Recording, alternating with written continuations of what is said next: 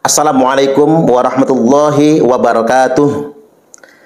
Pengurus Besar Nahdlatul Ulama (PBNU) telah mengeluarkan surat resmi berupa instruksi kepada semua jajaran pengurus NU dan warga Nahdliyin terkait dengan organisasi PWI Laskar Sabilillah dan kajian tentang nasab Bani Ba'alwi.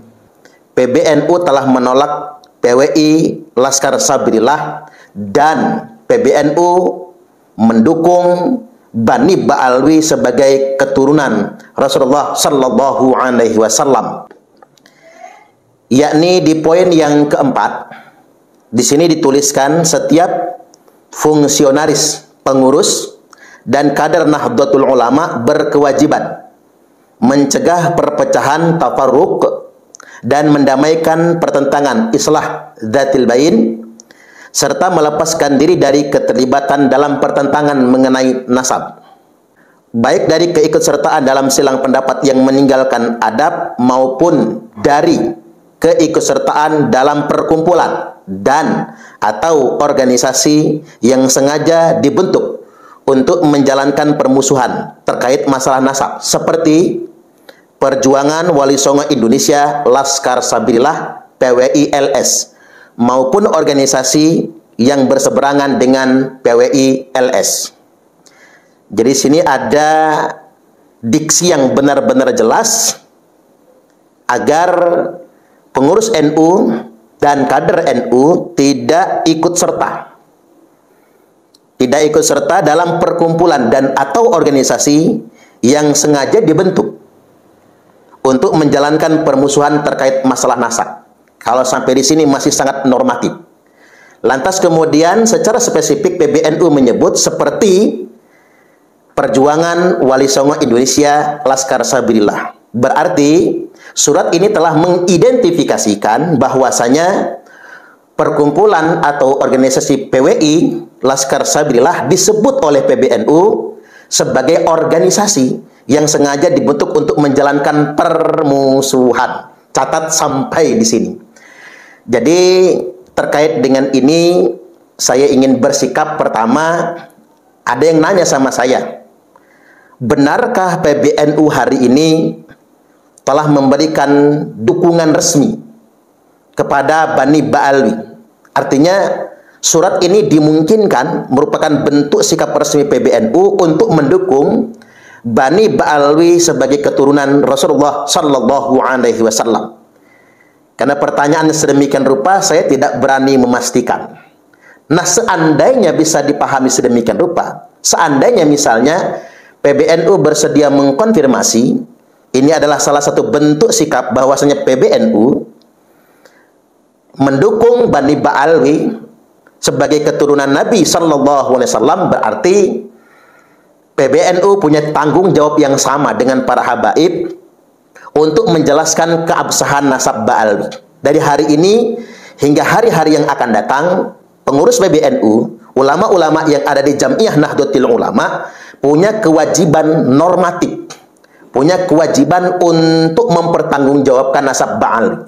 Jadi dalam konteks ini bukan cuman Rabitatul Alawiyah, bukan cuman para habaib, tapi PBNU juga punya kewajiban untuk menjelaskan kepada masyarakat Nahdliyin bahwasanya Ba'alwi ini benar-benar keturunan Nabi. PBNU juga punya kewajiban untuk menjelaskan keabsahan nasab ini berdasarkan ketentuan studi kitab nasab, histori, bahkan sampai kepada tes DNA untuk mendukung pembuktian Ba'alwi sebagai keturunan Nabi. Dan ini seandainya, saya dalam bicara seandainya ini, seandainya PBNU memang mengarah kepada mendukung sepenuhnya Bani Ba'alwi sebagai keturunan Nabi, maka PBNU hari ini dibebani tanggung jawab lebih, yakni membantu Rabitatul Alawiyah untuk membuktikan bahwasanya Bani Ba'alwi di Indonesia ini merupakan keturunan Nabi Sallallahu Alaihi Wasallam. Mengapa muncul desakan sedemikian rupa?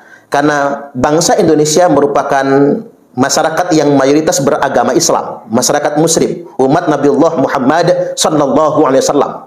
Sebagai umat Nabi Muhammad, kami semua punya legal standing. Kami semua punya hak untuk mempertanyakan siapapun yang mengaku-ngaku sebagai anak cucu Nabi, maka kami berhak mempertanyakan buktinya apa kalau antum adalah anak cucu Nabi. Karena tidak mungkin kemudian kita menerima taken for granted, menerima tanpa kritik, taklid begitu saja dengan sekelompok orang yang mengaku-ngaku sebagai anak cucu Nabi. Apalagi ini tidak main-main loh.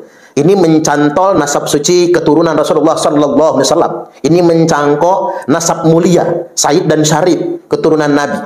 Maka karena ini tidak main-main, siapapun yang mengaku-ngaku dan yang mendukung pengakuan tersebut punya kewajiban untuk melakukan pembuktian. Kalau tidak, ini akan benar-benar membebani umat. Ini saya masih bicara tentang jika ya. Jika PBNU ternyata secara resmi mendukung Ba'alwi merupakan keturunan Nabi. Kemudian yang berikutnya saya ingin sikapi yang kedua.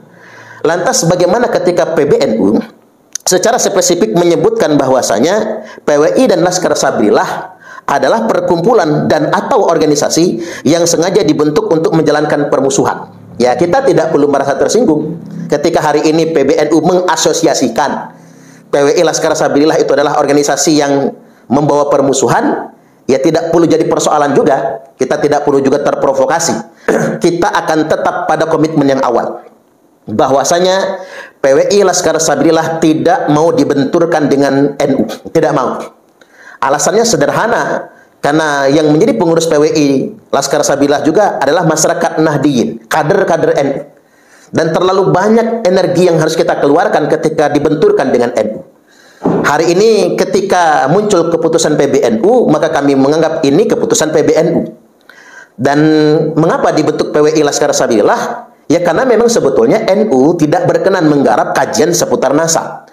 Maka agar tidak membebani NU secara organisasi, maka dibentuklah organisasi PWI Laskar Sabillah. Agar NU tidak punya beban sama sekali terhadap kajian ini semua. Dan organisasi ini didirikan bukan untuk membentur NU, tapi untuk mencerahkan umat, terutama bangsa Indonesia, khususnya warga Nahdliyin, terkait dengan upaya kita menjaga kemurnian dan kesucian nasab keturunan Rasulullah sallallahu alaihi wasallam. Jadi bukan untuk membentur NU. Hari ini ketika kemudian kita menjadi bagian dari NU, tidak bisa koheren dengan PBNU, maka tidak jadi masalah. Karena ketika kita secara organisasi tidak koheren dengan PBNU, karena memang PWI LS itu bukan Banom NU, ya ngapain koheren kan? Karena bukan Banom NU juga, tidak jadi masalah. Karena entoh kita di PWI Laskar Sabillah juga adalah warga Nahdiyin. Kita tetap bisa inheren dengan nilai-nilai perjuangan Romo Hadratus Syekh Kiai Haji Hasyim Asy'ari. Hari ini yang kita pikir itu bukan tentang koherensi dalam berorganisasi. Yang harus kita pikir adalah semua kader NU, semua kiai NU, semua santri NU, semua warga Nahdiyin itu harus berpikir bagaimana bisa inheren dengan nilai-nilai perjuangan Hadratus Syekh Kiai Haji Hasyim Asy'ari.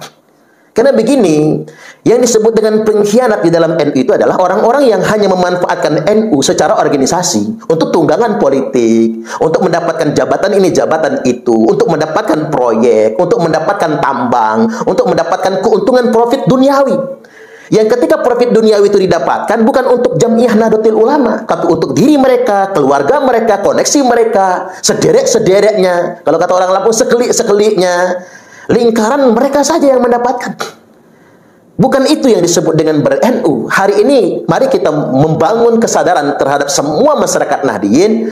Kita harus tetap konsisten, inheren, satu nilai, satu nafas, satu garis perjuangan dengan gagasan ide perjuangan Hadratus Syekh Kiai Haji Hasyim Asy'ari.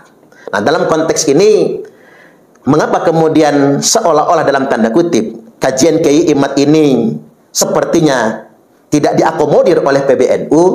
Ini setidak-tidaknya mengkonfirmasi bahwasanya kajian Kiai Imad, bahkan Kiai Imad itu sendiri merupakan mujaddid abad ini, khususnya mujaddid bagi Jamiah Nahdlatul Ulama. Rasulullah sallallahu alaihi wasallam telah bersabda, "Innallaha yab'atsu li hadhil ummati ala ra'si kulli mi'ati sanatin may yujaddidu laha dinaha." Sesungguhnya Allah akan mengutus untuk umat ini, li hadhil ummah, akan mengutus untuk umat ini setiap pangkal awal 100 tahun, habis 100 tahun nih, masuk ke abad yang berikutnya, orang yang akan menjadi pembaharu, memperbaiki nilai-nilai yang sudah usang, nilai-nilai yang sudah tercemar.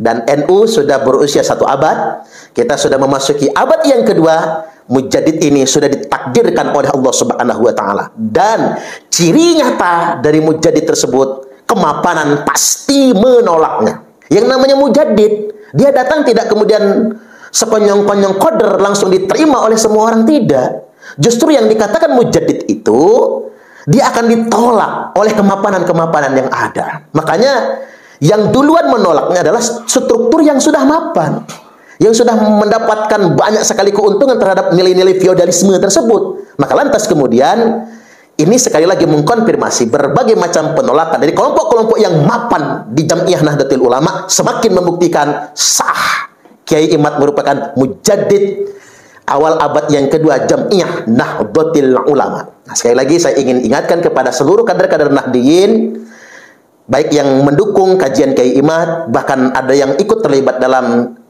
perkumpulan atau organisasi PWI Laskar Sabillah, tetap jaga persatuan dan kesatuan, jangan terpancing dengan provokasi dan perpecahan, dan jangan pernah mau dibenturkan dengan Jam'iyah Nahdlatul Ulama, karena NU itu adalah organisasi keramat, didirikan oleh guru kita Hadratus Syekh Romo Kiai Haji Hasyim Asy'ari. Maka jangan pernah mau dibenturkan dengan NU, luruskan niat kita, satukan langkah kita untuk sama-sama menyelamatkan masyarakat Nahdiyin dan menjaga kemuliaan nasab suci keturunan Rasulullah sallallahu alaihi wasallam.